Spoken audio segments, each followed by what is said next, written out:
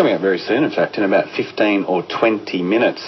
Now, on December 31st, 1964, British daredevil Donald Campbell used a hydroplane to break the world water speed record on Lake Dumbleyung, coming in at a zippy 444.71 kilometres an hour.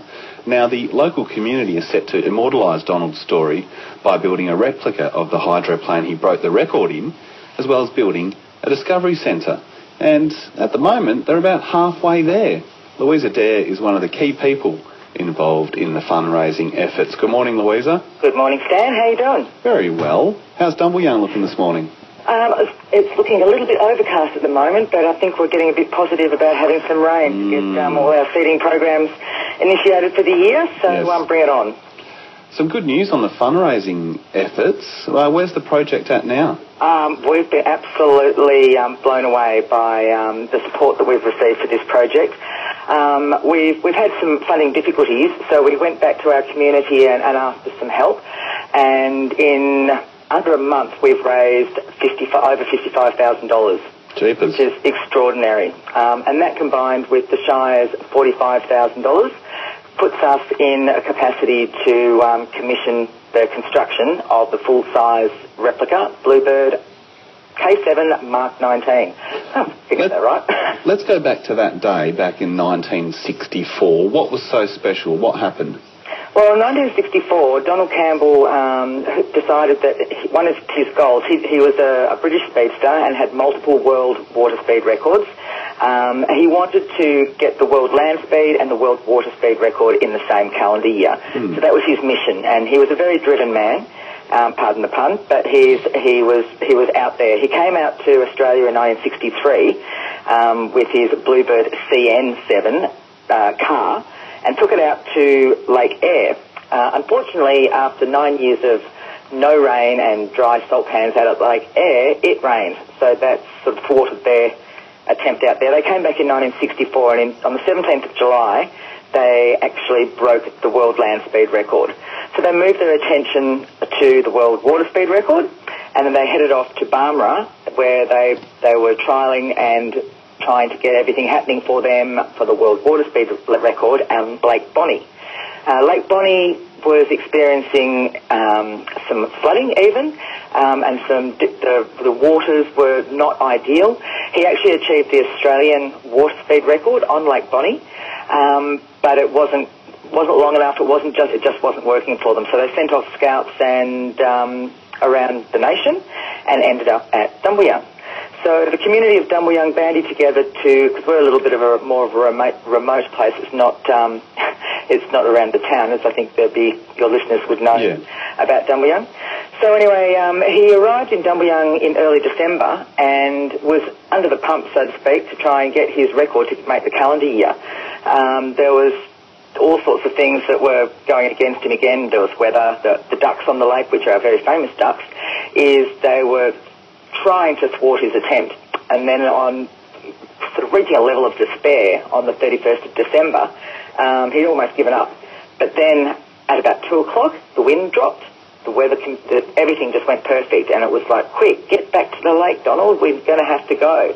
And go he did. So he took his pass, came back, got the record, it was 3:43, and that's where we have our memorial and our special granite memorial up there at that significant time to receive an angulated sun thing, which is just extraordinary. And I mean, this event truly was, on a global context, this was massive. I don't think we probably, what we did at the time is, with speed records and stuff now, as we hear about them and we marvel at them, I think our technology is racing so forward so rapidly, is like we kind of lose the impact of what these things actually meant. But Donald Campbell was a hero. There was 60,000 people came out to salute him in Perth, lining the shores of the Swan River on the 5th of January in '65 when he did a victory lap through Perth. He was just amazing. He was an absolute celebrity, and that was in Australia. And he was like a hero back in the UK, following in his father's footsteps, as though he was probably trying to challenge his father's footsteps. So Malcolm Campbell, who himself was a land and speed record breaker, So it was in his blood, in the Campbell blood. And what was the fate of Donald and that famous Bluebird hydroplane? Well, being a competitive man that he was, he wanted to try and break his own record. He was very competitive, and there were some Americans that were trying to break his records as well. And he thought, well, I'm going to try and keep myself above that. So in 1967, they remodeled the Bluebird. In 66, there was a few issues with it, so it got to be, and weather in the UK, because they were racing now on Coniston Water in the Lakes District in the UK. And in 1967, when the final attempt came up, he made his pass, and on the return pass, because you had to do 2 passes in order to achieve the record time, so you take the average of your 2 passes. Something happened. It's not 100% known whether it was a bird, a submerged floating object, or whatever it was. His hydroplane actually planed off the water and inverted, twisted, and which was just devastating. It crashed, and he was killed. The wreck and his remains went to the bottom of Lake Coniston Water, where the family requested that they be left, I guess, entombed down there. So it was in about 2000 when they decided, no, we're going to raise up the wreck, we're going to find out exactly what happened, and that they did.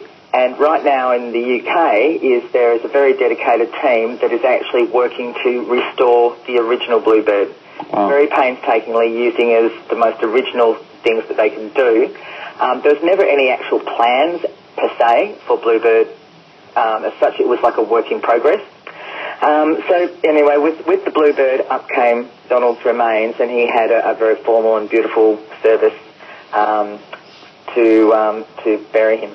Now, this year will culminate in the 50th anniversary come December 31st. Yes. What's your vision for that day? How will Dumbleyung celebrate? Well, Dumbleyung, what we would like to be doing is, and the plans are coming together as we speak, is we're going to commemorate Donald Campbell's achievements and what it actually meant to Dumbleyung and the extended community. And when I talk about Dumbleyung Lake and it's talking about ours, it's like it wasn't just, 2 people in Dumbleyung. It was a community of the district.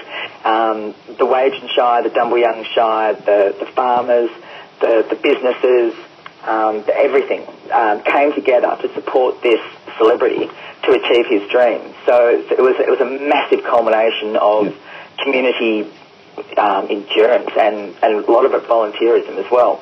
So we're going to celebrate that. We're going to celebrate what our community did, our extended community did for the Campbells, what Campbell did. We'll have, hopefully, we've got our fingers and toes and everything else crossed, is that at 3:43 up at Pussycat Hill, that we'll have some sort of, marked event on that at that time that will culminate in something really spectacular. I can't really say that out loud yet. But we've got our fingers and toes crossed. Then in the evening, we're going to have a dinner. We'll have live entertainment, but we're hopefully also going to showcase our local talents. And we've probably up to about 250 people for dinner, have a sit-down dinner, and celebrate the evening. We'll get people from all over Australia, Western Australia, hopefully some international visitors, to make it, really, really special. It's a fascinating story, and one that, I had a really good look at your website. It's www.dumbleyungbluebird.com.au. There's so much more to the story, but unfortunately we're running out of time. I really appreciate you speaking with us this morning, Louisa. No worries. Look, if anyone out there's got any information or photos, look, we'd just love to hear from you. We're hoping to go and do a get-together in Dumbleyung just to explain our project in face-to-face. But if anyone's got any information or photos or recollections, we'd love to hear from you, and they will be put into our community display and utilised along those lines. So, good stuff. Don't be shy. Probably the best way is to go to the website if people want to contact you or find out more information. That'd be great, or even through the Shire of Dumbleyung. Excellent. Louisa Dare, thank you for your time. Good luck. Thanks, Dan. See you later. Bye. Louisa Dare there, part of the team, people out in Dumbleyung trying to make this 50th anniversary happen on December 31st this year. It's a couple of minutes away from the 9 a.m. news. We'll have a quick squiz at some of the top temps. If you're heading to Perth, 24, rain, chance of a storm. Brrr.